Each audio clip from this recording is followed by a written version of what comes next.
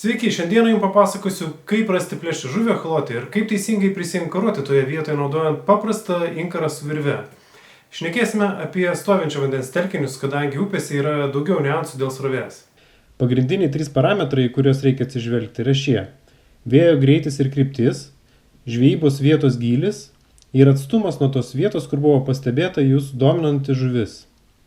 O dabar panagrinėkime visus šios parametrus detaliau.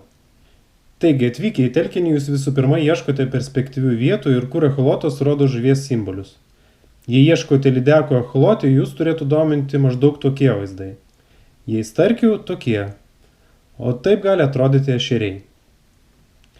Dabar, kai tik praplaukiam tą vietą, kuri mūsų domina, mums reikia ją pasižymėti. Prieš tai dar šiek tiek paaiškinsiu echoloto veikimo principą tiems, kas tik pradeda naudotis šiais prietaisais. Dažniausiai echolotas tvirtinamas valties gale ir rodo, kas yra po valtimi tam tikro kampo signalu. Echolotai paprastai turi kelis pasirinkimus spindulio kampo. Kai tik mes parplaukiam kažkokį objektą, jis pasirodo ekrano dešinėje ir kuo toliau plaukiam nuo jo, tuo kairiau tas objektas būna pavažiavęs echoloto ekrane. Dar kitaip sakant, echoloto istorija slenka iš dešinės ekrano pusės į kairę. Taigi, kai tik pamatėme dominantį objektą ekrane, reikia užfiksuoti tą vietą arba žvilgsniu, arba pažymėti tą vietą pačiame echolote. Žvilgsniu tai daryti, aišku, yra labai sudėtinga. Geriausia pažymėti vietą echolote ir dar nusistatyti, kad echolotas žemėlapyje rodytų aplink jūsų poziciją apskritimą pageidavimų diametru. Sakykime, 20 metrų atstumu nuo jūsų. Taip tiksliai žinosite, kur jūsų žvejybos vieta ir kiek jūs esate nutolę nuo tos vietos. Dabar sekantis klausimas iškyla, kokiu atstumu mums reikia pasistatyti valtį nuo mūsų dominančios vietos. Čia konkretaus atsakymo nėra. Yra skirtingų nuomonių tuo klausimu, taip pat priklauso, kokiame gilyje gaudama, kokią žuvį gaudam, kokius masalus ar kokius ten svorius naudojame. Aš dažniausiai mėgstu atstumą apie 20 metrų. Kartais visai neblogai yra šiek tiek permesti mūsų dominančią vietą ir pradėti pravedimą iš toliau. Dabar, kad pastatytume valtį mums reikiamų atstumu, mums reikia atsižvelgti į kitus 2 faktorius. Tai vėjo kryptis ir vandens gylis.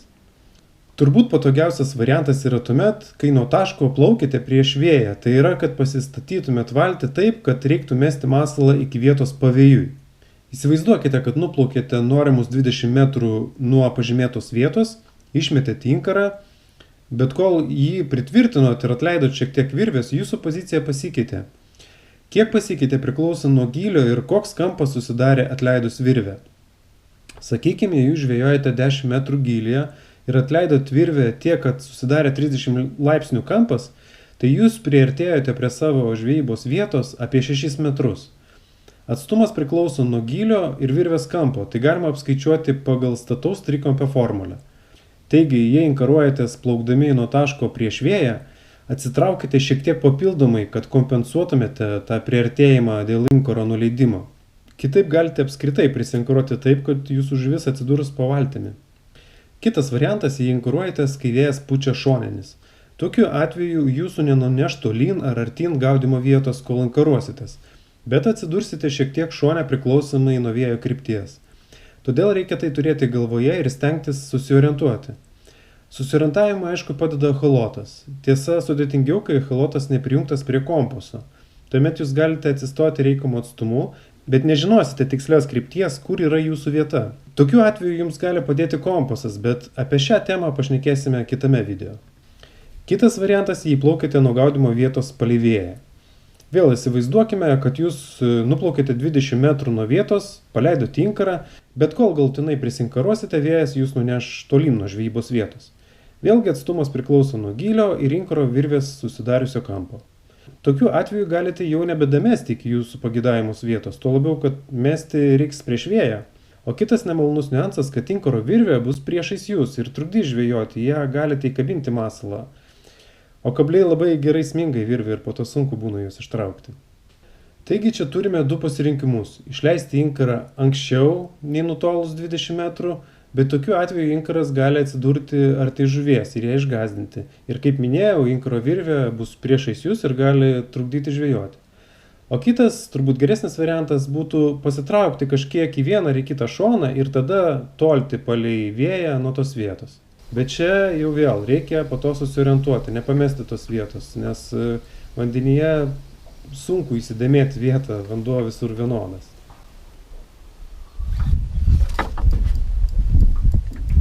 Čiupo prie pat valties, buvau visiškai priviniojęs iki galo.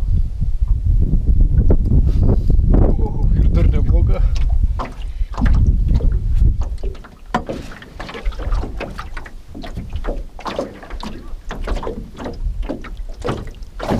Ir čiupo taip, kad viską prarijo. Taigi, dėl šių niuansų man asmeniškai labiausiai patinka inkaruotis taip, kad vėjas pūstų į nugarą. Bet kartais žuvis kimba tik užmetant iš tam tikro kampo, priklausomai nuo reljefo, apšvietimo, žuvies pozicijos ar ten dar kitų veiksnių. Todėl užtikrintai sakyti, kaip geriausiai prisinkaruoti, aš nedrįsčiau. Turbūt kiekvienas išsirinkame savo geriausią ir mėgiamiausią variantą arba stojame kelis kartus skirtingais kampais žvejybos vietoje. O kaip bus, jei jūsų žvejybos vietoje gilis, sakykime, 5 metrai? Tokiu atveju iš principo galioja visos tos pačios taisyklės. Tik valties pasislinkimui nuo inkaravimo vietos jau reikia skaičiuoti mažesnį atstumą, tai čia būtų, sakykime, kokie 3-4 metrai. Kas liečia inkaravimąsi su elektriniu inkaru, natūralu, kad ten viskas daug paprasčiau. Jokių papildomų atstumo apskaičiavimų, korekcijų daryti nereikia. Tiesiog reikia nuplaukti pageidavimo atstumu nuo vietos ir paspausti inkaravimosi mygtuką. Viskas yra daug paprasčiau. Tai šią temą atrodo viską papasakojau, ką norėjau. Žinoma, bus žvejų su kitom nuomonėm, kaip visada žvejyboje absoliučios tiesos nėra. Tai tik mano nuomonė, kaip teisingai inkaruoti žvejybos vietoje. Kam patiko turinys, būtinai prenumeruokite kanalą, o šiandien aš jau atsisveikinu, iki kitų kartų.